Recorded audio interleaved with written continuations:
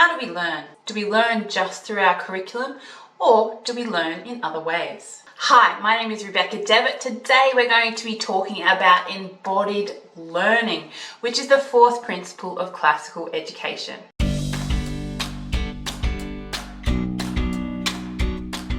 This principle is, as much as anything, about trying to recognize that we learn not only through the things that we see on our paper and the things that we write, but through our five senses. We need to recognize that we learn as much through our environment as we do from our curriculum. And we can teach through our five senses as well. Our educational ideals need to be experienced through the five senses: seeing it, hearing it, smelling it, tasting it, and feeling it. An example of this is how we might teach perseverance and long suffering.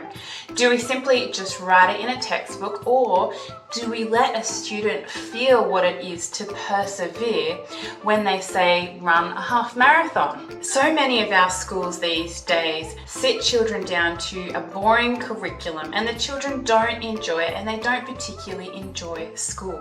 We need to get the five senses more involved, and Charlotte Mason was great at this. She was essentially the founder of Scouts and Girls Guides. She realized how important it was to incorporate nature and outside into a child's lives so that they could learn through nature and let nature be a child's teacher. While you will never see a classical educator dissing the written word, I think there is more we can do with the five senses. The five senses are very important, and we want to do that in conjunction with teaching through books. Of course, our ultimate book is the Bible, but how can we teach a child all the things we want to teach them by not just using texts? One of the people my husband loves to listen to is called John somebody, I can't remember his name, but he is a huge advocate of getting especially boys outside to enjoy nature and to get physical, to go on long bush camps, to learn to cook their own food by a fire, and to really indulge themselves in nature. He says that nature woos a man, and I love this saying because it is true. Nature is something God has given us to wow us and to awe us, which again, creating wonder and curiosity in our students is another principle of classical education. The truth is that we do live in a body. We are not all spirit, and so we should partly teach through our body. Recently we were learning about Passover. Originally the Bible study was just a few questions on paper and us going through the passage.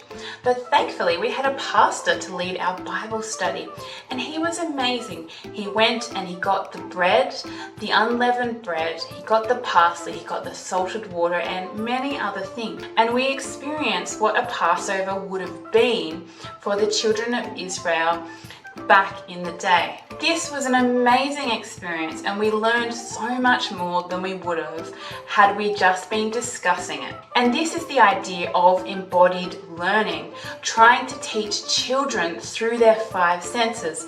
It is more interesting, and that's why, as much as anything, we want to do it. So I hope you've really enjoyed this video. Please like, subscribe, and comment, and I will see you in the next video. Bye.